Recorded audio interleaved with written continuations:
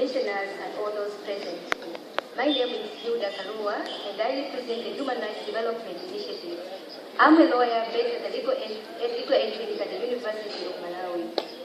In my preparation for my journey here, I consulted community-based organizations to ascertain what issues were important to them.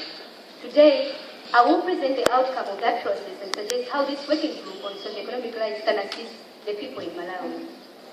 The message that I bring can be summarized in a sentence that was uttered by a woman from a community-based organization. She said that rights are enjoyed by the rich people because they are able to buy their rights, and we, the poor, cannot afford to buy our rights, so we just suffer.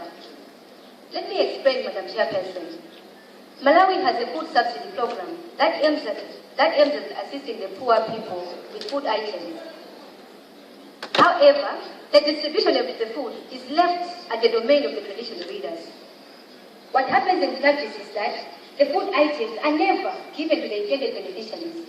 They are rather given to the friends of the chiefs, the families, and even other unintended beneficiaries. More specifically, with respect to the fertilizer subsidy program, chiefs and other government officials have actually sold the coupons that are meant for people who are needy. There have further been inequalities in the way that the food has been distributed in Malawi.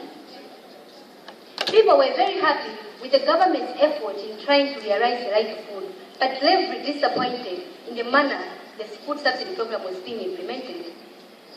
And more specifically, there were no follow-up mechanisms or evaluation of the effectiveness of the program. And therefore, I call upon the working group on socioeconomic rights to intervene on this situation.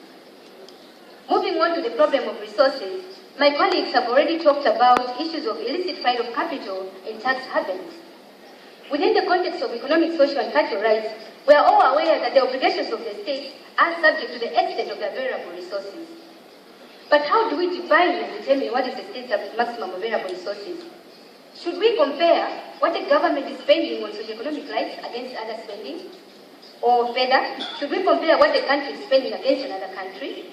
Or better alone, to compare what the state is actually spending according to international state budgets such as the one set by the UNDP or 5% of the state's gross domestic product. We think that these measures do not necessarily reflect what the country's available, maximum available resources are. We have looked at the Tax Justice Network's report, which suggests that one of the greatest obstacles to an exhaustive use of the maximum available resources is the current regime of taxing transnational corporations.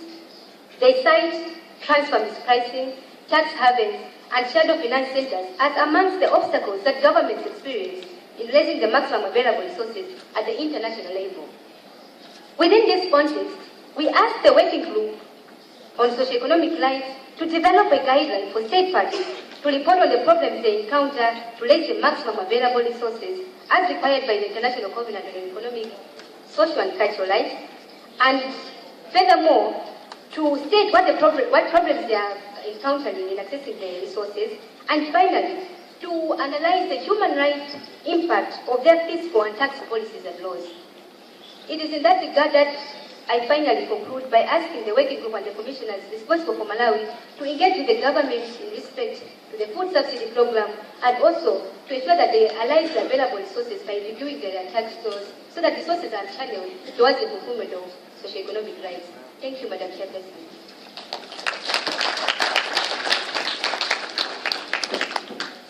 Thank you for your statements and recommendations.